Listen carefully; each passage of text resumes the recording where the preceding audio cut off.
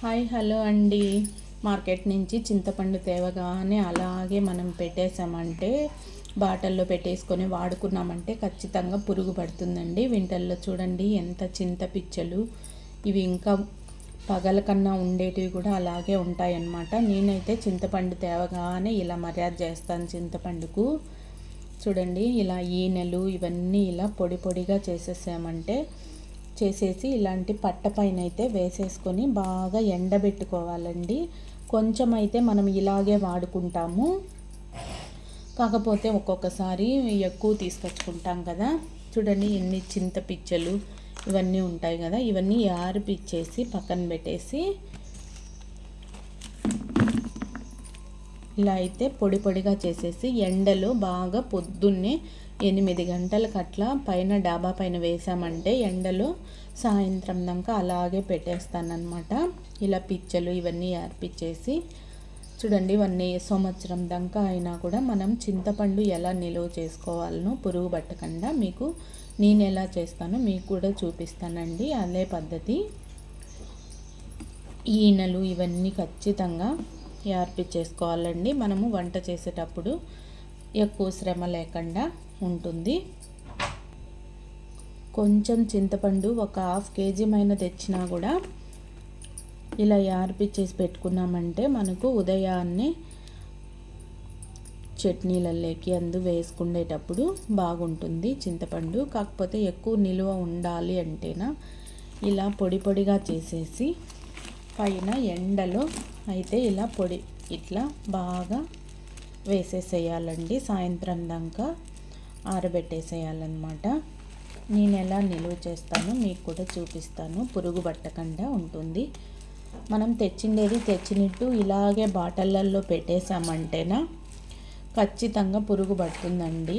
వారం ఉన్నా 2 వారాలు ఉన్నా కూడా చింతపండు పురుగు పడుతుంది. ఎందుకంటే ఇలాంటి పిచ్చలు ఇవి ఉంటేనా ఖచ్చితంగా పడుతుంది అన్నమాట. ఇవైతేనా ఇప్పుడు రాయి తీసుకొని ఇవి చింతపిచ్చలు పగలగొడదామండి. చింతపిచ్చలంతా ఎండలో ఎండిన తర్వాత ఇప్పుడంతా తడిగా ఉంది కదా, ఎండలో ఎండబెడితే బాగా పొడి పొడిగా అయిపోతుంది. ఈ తడి అనేది ఆరిపోతుంది అన్నమాట. చింతపండు అయితే ఇలా బాగా ఎండిపోయిందండి. టైం 3:30 అవుతుంది. ఇంకా మా మిద్దె పైన ఎండ అయితే పోతుందన్నమాట.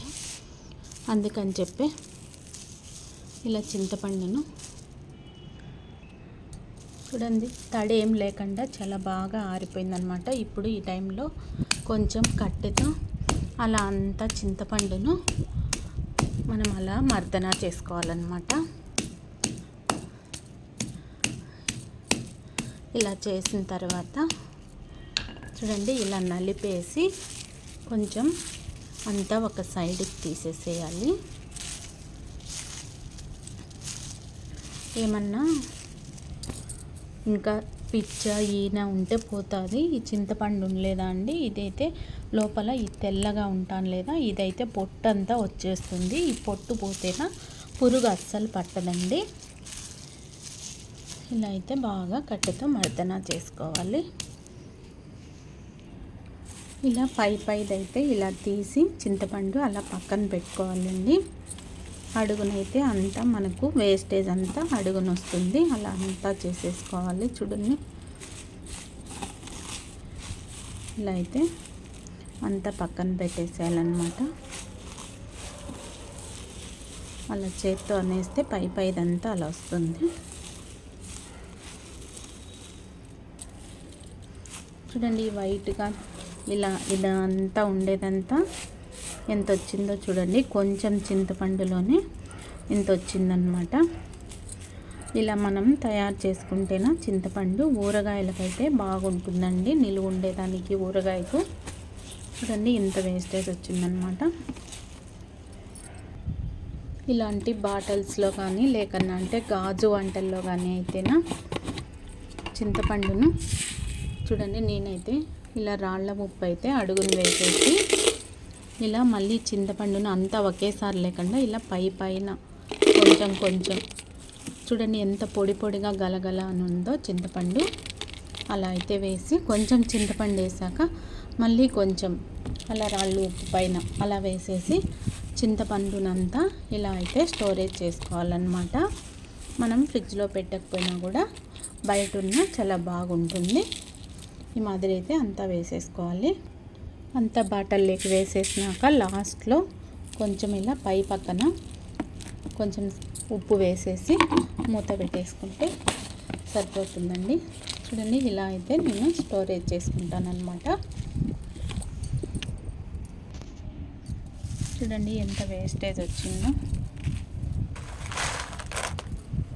రాళ్ళ ఉప్పునైతే నేను ఇలా వాడతాను అన్నమాట చింతపండులోకి. ఈ వీడియో కనుక మీకు నచ్చినట్టయితే తప్పకుండా లైక్ చేయండి, షేర్ చేయండి.